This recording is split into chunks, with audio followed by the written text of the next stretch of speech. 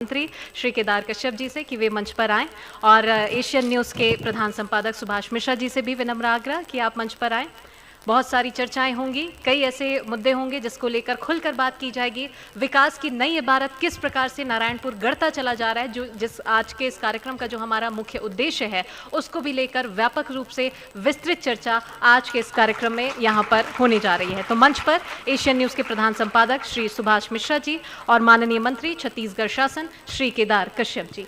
नमस्कार दोस्तों, Asian news की खास पेशकश आप यहाँ देख रहे हैं कि हम जो विकास की नई परिभाषा गढ़ता जो हमारा शहर है या हमारा जिला है नारायणपुर, हम उसकी बात कर रहे हैं।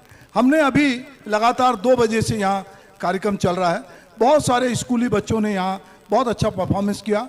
उसके बाद हमने शिक्षा, स्वास्थ्य, सड़क और आदिम जाति कल्याण विभाग के अधिकारियों से यहाँ पर बातचीत की और जनता के मन में जो भी सवाल थे उनके बारे में जो भी उत्सुकता थी, बच्चों की स्कूल में कोई कमी थी, उन सारी चीज़ों को यहाँ पर सिलसिलेवार बातचीत की। अब चूँकि हमारे साथ केदार कश्यप जी हैं जो यहाँ से विधायक भी हैं, प्रदेश के मंत्री हैं और छत्तीसगढ़ में और पूरे देश में जाना पहचाना नाम है। जब भी हम बस्तर की बात करते हैं, छत्तीसगढ़ की बात करते हैं, तो हमको अगर हम बस्तर की राजनीति की बात करते हैं तो वो राजनीति स्वर्गीय बलिराम कश्यप जी से प्रारंभ होती है और फिर वो आगे जाती है। तो नारायणपुर में हम आज कश्यप जी के साथ हैं। बातचीत का सिलसिला हम शुरू करते हैं।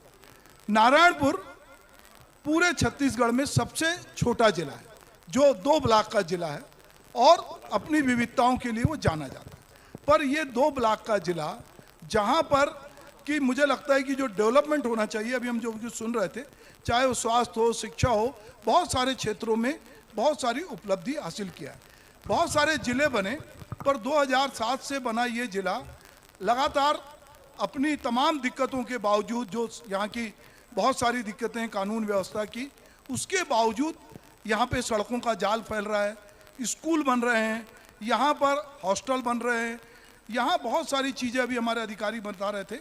तो ये सारी चीज़ों को, चुनौतियों को किस तरह से आप अपने क्षेत्र को हैंडल करते हैं, अधिकारियों का किस तरह से और यहाँ के लोगों का किस तरह से आपको सहयोग मिल रहा है, मैं ये जानना चाहता हूँ। सर्वप्रथम तो आपको बहुत बहुत धन्यवाद और पूरे एशियन न्यूज़ टीम को बधाई देता हूँ। सुभाष जी, आपका नारायणपुर के इस पवन धरा पे हार्दिक स्वागत है। ये क्योंकि माता मौली के क्षेत्र है और यहाँ की संस्कृति, यहाँ के परंपरा, यहाँ के रीति रिवाज विश्व प्रसिद्ध है। देश के यशस्वी प्रधानमंत्री माननीय नरेंद्र मोदी जी ने भी अपने मन की बात में मावली मेला का उल्लेख किया उन्होंने, और ये हमारा एक बहुत ही प्राचीन मेला है। और यहाँ पर 2007 में जब इस नारायणपुर ज़िले को बनाया गया तो उस समय में किसी ने कल्पना नहीं की थी कि नारायणपुर भी जिला बनेगा, लेकिन भारतीय जनता पार्टी की सरकार और डॉक्टर रमन सिंह जी ने इनके सपनों को पंख दिया और आज नारायणपुर जिले के रूप में विकसित हो रहा है। और हम कटिबद्ध हैं कि हमारे यहाँ पर सड़कों का विस्तार या फिर विद्युत का विस्तार या फिर उसके साथ साथ एरिगेशन में भी हमारी क्षमता यहाँ पर बढ़े, इसके लिए भी हम लोग लगातार कोशिश में हैं। और हमारे जो उत्पादों का सही दाम उनको मिल सके, वनोपज का सही दाम मिले, इस बात के लिए हम लोग पूरा काम कर रहे हैं। जी, जिस नारायणपुर जिले में आप हैं उसमें अबुझमाड़ है। अबुझमाड़ में वनग्राम जो सर्वे होना चाहिए राजस्व ग्राम को लेकर, वो लंबे समय से सर्वे नहीं हुआ है और जो राजस्व ग्राम की सुविधाएं उनको मिलनी चाहिए वो उस तरह की सुविधा नहीं मिल रही। इसको लेकर क्या कुछ? हमने जब पिछली बार सरकार में थे तो हम लोगों ने इसका सर्वे भी प्रारंभ कराया था और लगभग 5 गाँवों का सर्वे हुआ है और आने वाले समय में हम 100% गाँवों को सर्वे करा करके हम इस दिशा में हम आगे बढ़ रहे हैं। और आईआईटी रुड़की से भी इस संदर्भ में लगातार संपर्क में है और स्थानीय स्तर पर क्या लोग इसमें कोऑपरेट करेंगे उसके आधार पर हम यहाँ पर जो अबुझमाड़ का क्षेत्र है वो भी हमारा पूरा जो अनसर्वेड के रूप में जो प्रचलित है वो स्थिति नहीं रही है। जी, एक विभागीय प्रश्न है कि 30 वर्षों से जो वृक्ष प्रावधानों के कारण जो वृक्षों का दोहन होना चाहिए वो नहीं हो रहा है, वृक्षों की गुणवत्ता खराब हो रही है, लोगों को रोजगार नहीं मिल रहा है। तो एक वृक्ष का अपना एक समय होता है, पर चूंकि नियम प्रावधान ऐसे हैं कि वो वृक्ष जो है उनका दोहन नहीं हो रहा और स्थानीय लोगों को जिस तरह से रोजगार मिलना चाहिए वो नहीं हो रहा है। इसको लेकर आप क्या कुछ सोचते हैं? देखिए, हमारे पूरा क्षेत्र क्योंकि वनाच्छादित क्षेत्र है और पूरा देश का तीसरा हमारा जो बड़ा राज्य है वो वनाच्छादित है। देश में तीसरे स्थान पर हम लोग आते हैं। 44% भाग हमारा वनाच्छादित है और वनों के संरक्षण के लिए, संवर्धन के लिए लगातार सरकार काम कर रही है। और जहाँ तक वनों के से संबंधित आय भी हमको क्योंकि हमारा जीवन वनों पर आधारित है और उसकी दृष्टि से हम लोग काम कर रहे हैं। और जो आपने प्रश्न किया उस पर भी हम लोग किस तरीके से यहाँ के लोगों को ही उसका रोजगार मिले, इस पर भी हम लोग चिंता कर रहे हैं ताकि आने वाले समय में हमारे लोगों को इस वन का सही तरीके से लाभ प्राप्त हो सके। जी, ये वन अधिकार अधिनियम के अंतर्गत जो ग्राम सभाओं को पावर मिलना चाहिए था, 5वीं अनुसूची की भी बात होती है, पर ग्राम सभाएं उस तरह से पावरफुल नहीं हो पा रही हैं। वो कहीं ये अधिनियम उसमें आड़े आता है क्या? नहीं, कहीं पर आड़े नहीं आता। पिछली सरकार में उन्होंने बहुत सारी बातें की थी और जितने वन अधिकार पत्र के लिए उन लोगों ने कहा था कि हम 100% करेंगे, लेकिन अभी तक नहीं कर पाए और बहुत सारी दिक्कतें हैं। और 2005 से जब ये योजना जब लागू हुई तो उसके बाद लगभग 4.5 लाख हमारे यहाँ पर वन अधिकार पत्र बटे हैं। मेरे ख्याल से हम टॉप 1 में होंगे, टॉप 2 में होंगे और लगातार ये आगे पीछे होते रहता है। और वन अधिकार पत्र अभी भी क्योंकि सतत प्रक्रिया है, कोई ऐसा नहीं है कि टाइम लिमिट है और उसके बाद नहीं मिलेगा। तो यदि कहीं पर आवश्यकता है और वास्तव में उसने 2005 से पहले यदि उसने ज़मीन को काबिज किया है तो उसको वन अधिकार पत्र मिलेगा। सामुदायिक वन अधिकार पत्र की दृष्टि से हम ज़्यादा से ज़्यादा कोशिश कर रहे हैं कि सामुदायिक वन अधिकार पत्र हमारे लोगों को, पंचायतों को प्राप्त हो सके और पंचायत के माध्यम से ही प्रस्ताव आता है और उसके माध्यम से ही हम उन लोगों को वन अधिकार पत्र देने का प्रावधान किया हुआ है। जी, इसी से मिलती जुलती एक बात है कि जिनको वन विकास पत्र मिला है या पट्टा मिला है उनकी उत्पादक क्षमता बढ़ाने के लिए किस तरह के उपाय किए जा रहे हैं? उनको मिल तो गया पर वो चूंकि ट्राइबल हैं, यहाँ के लोग हैं, उनके पास उस तरह की उन्नत चीज़ें नहीं है, उसके लिए भी कुछ योजनाएं होंगी।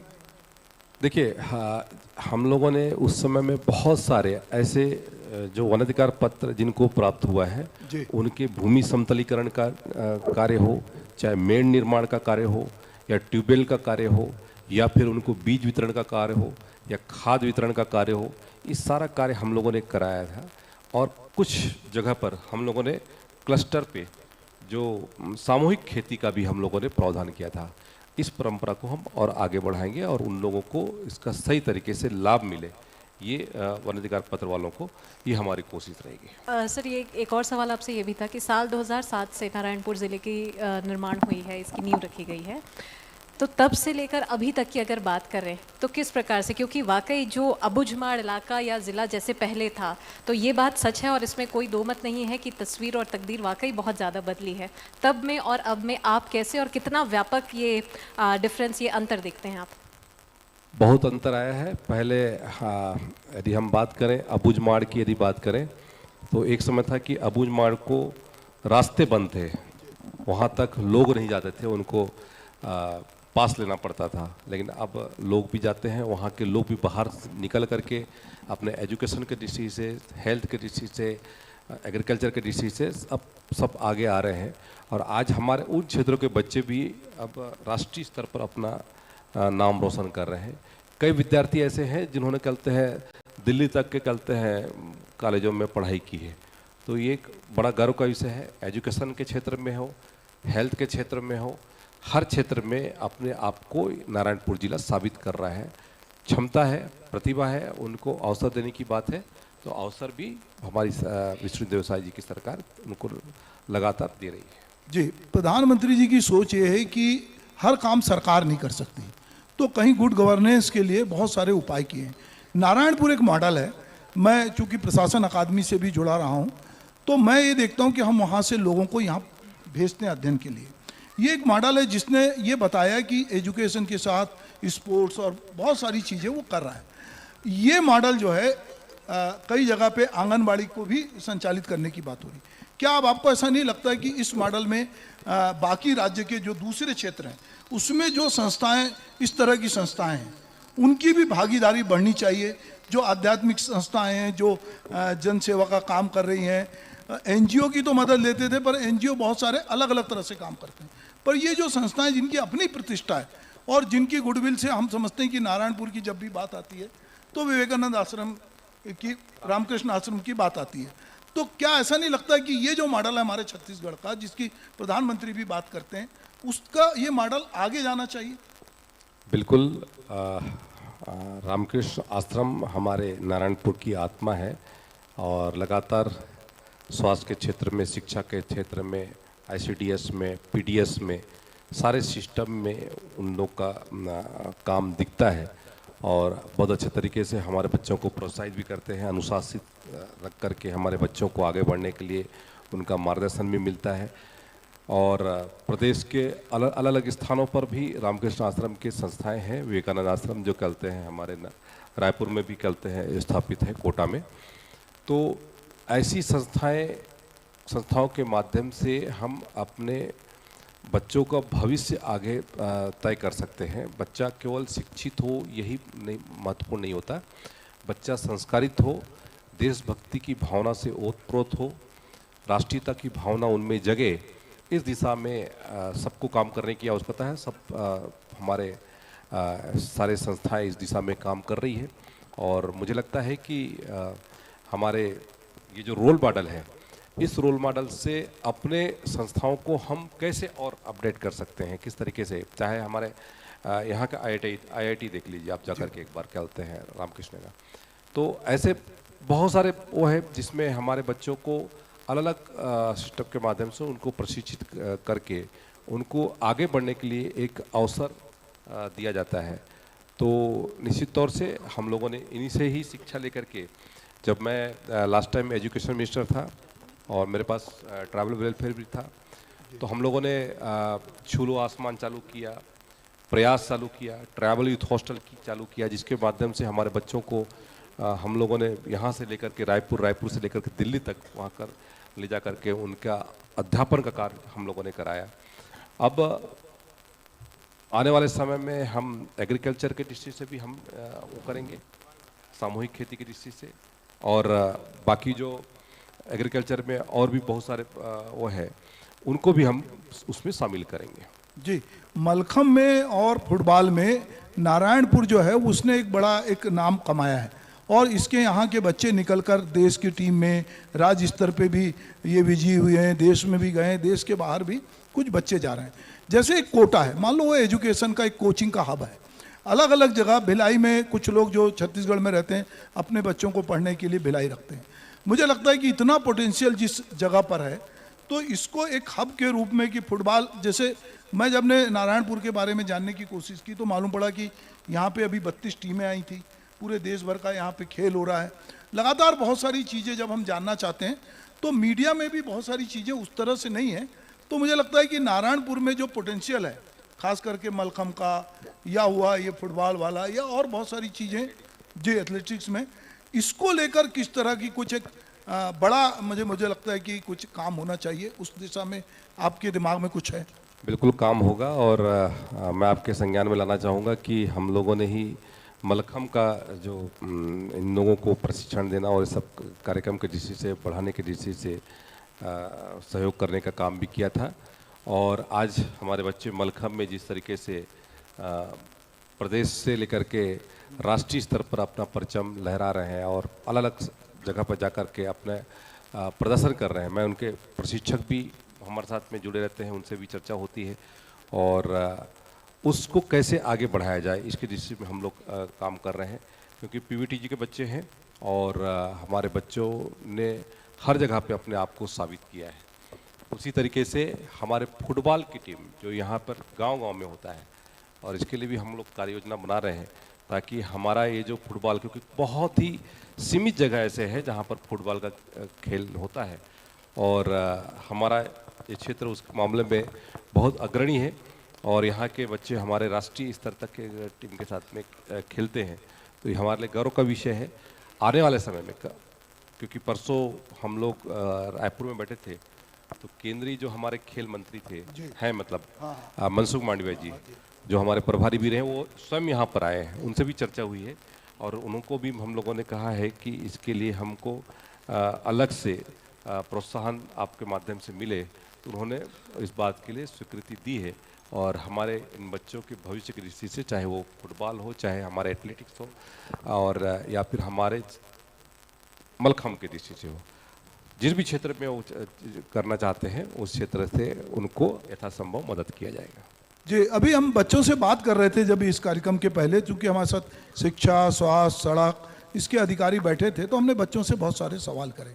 बच्चों के बीच में से 2-3 चीज़ें जो निकल के आई, जो मैं आपको फीडबैक देना चाहता हूँ कि स्कूलों में टीचर नहीं है, अतिथि शिक्षक की प्रक्रिया जारी है। तो बच्चे चाहते हैं कि स्कूल में जितने जल्दी हो अतिथि शिक्षक की भर्ती हो जाए, ताकि बच्चों की पढ़ाई डिस्टर्ब ना हो।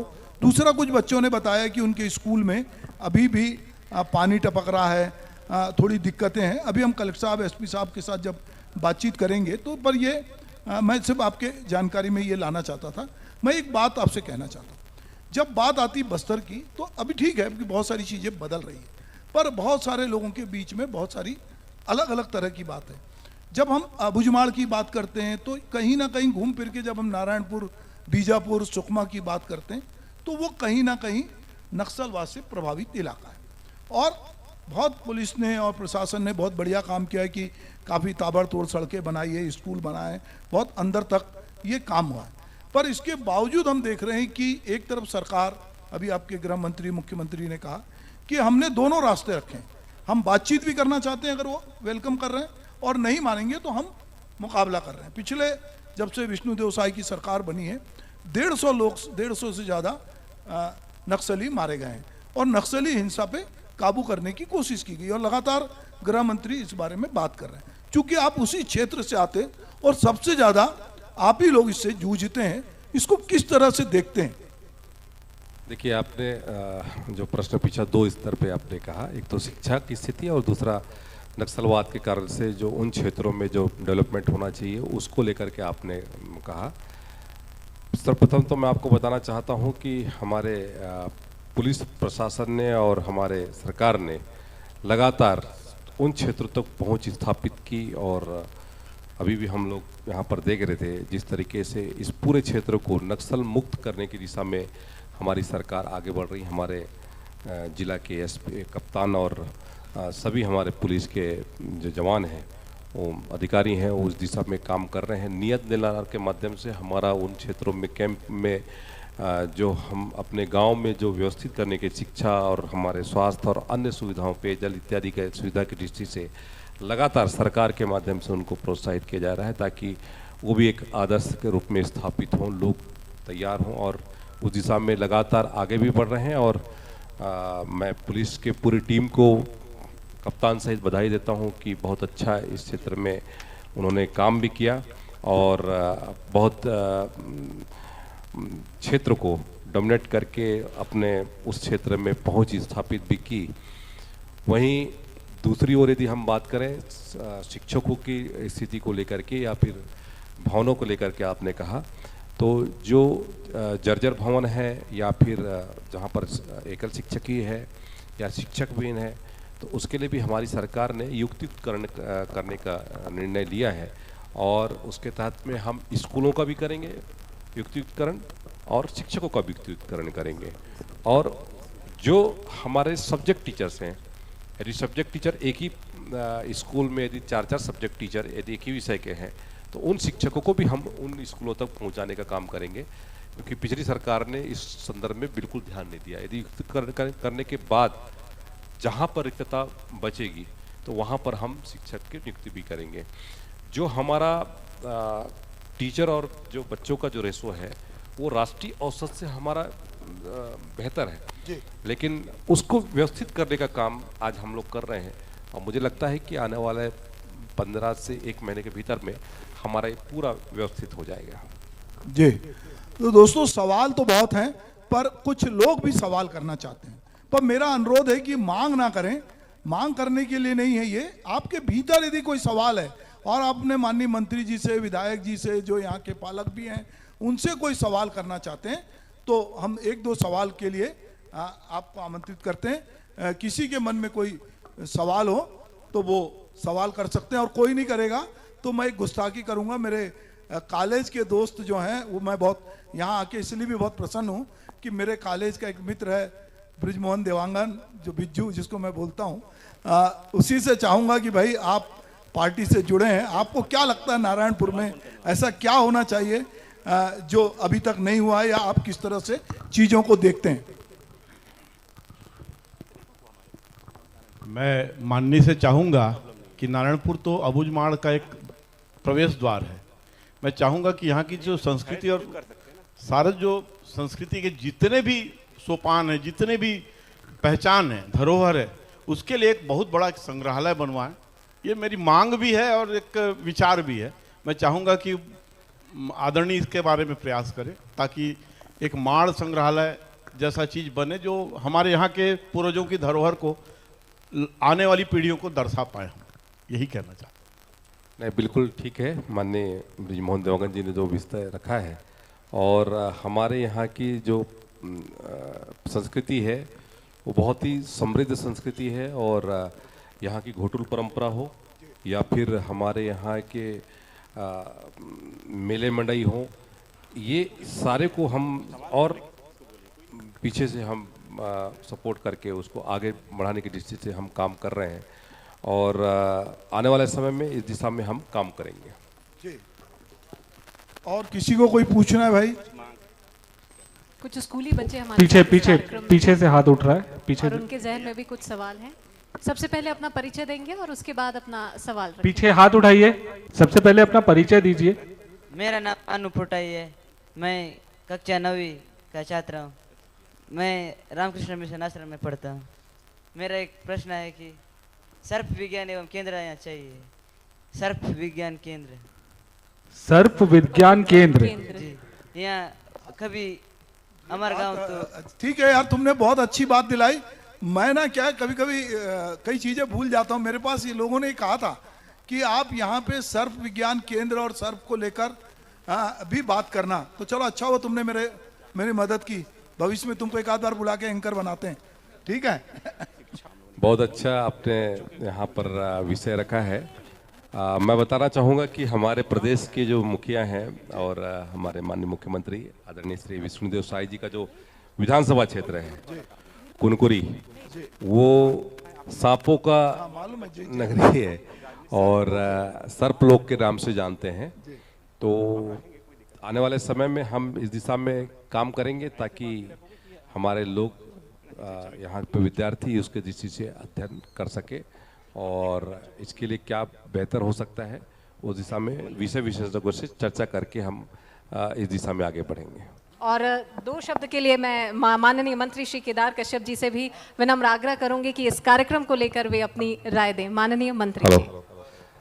मैं आज के इस विशेष कार्यक्रम हमारे एशियन न्यूज के माध्यम से विकास की नई इबादत गढ़ता नारायणपुर, ये जो इसके तहत में हमारे बहुत सारे से प्रतिभावान छात्र विद्यार्थियों को आपने सम्मानित किया। अलग अलग क्षेत्रों में, एग्रीकल्चर के क्षेत्र में कार्य करने वाले को, अपने शिक्षा के क्षेत्र में कार्य करने वाले को, हेल्थ के सेक्टर में काम करने वाले को, सभी वर्ग को आपने सम्मानित किया। मैं आपका बहुत बहुत बधाई देता हूं, आपको बहुत धन्यवाद ज्ञापित करता हूं। और एक मंच के माध्यम से आपने पूरे देश भर में हमारे यहाँ के जो क्षमता है, प्रतिभा है, उसको ले जाने का काम किया है। और आने वाले समय में आपको और भी बहुत सारी सक्सेस स्टोरी हमारे इस नारायणपुर से जिले से मिलेगी, और बहुत सारे क्षेत्रों में हमारे यहाँ के चाहे अधिकारी हों, चाहे जनप्रतिनिधि हों, चाहे हमारे यहाँ के विद्यार्थी हों, हर क्षेत्र में अपने आप को साबित करेंगे। मैं पुनः आपका हार्दिक अभिनंदन करते हुए, स्वागत करते हुए, आपका बहुत बहुत आभार व्यक्त करते हुए अपनी बात को समाप्त करता हूँ। बहुत बहुत धन्यवाद माननीय मंत्री जी आपके अनमोल शब्दों के लिए। बहुत शुक्रिया आपका कार्यक्रम में शरीक होने के लिए। विकास की नई इबारत किस प्रकार से नारायणपुर गढ़ रहा है, उनमें किस प्रकार से और निरंतर काम हो रहे हैं, इन सभी बात की जानकारी माननीय मंत्री जी ने पैनल डिस्कशन के माध्यम से यहाँ पर दिया है। एशियन न्यूज़ की ओर से बहुत शुक्रिया आपका, बहुत धन्यवाद कार्यक्रम में शरीक होने के लिए।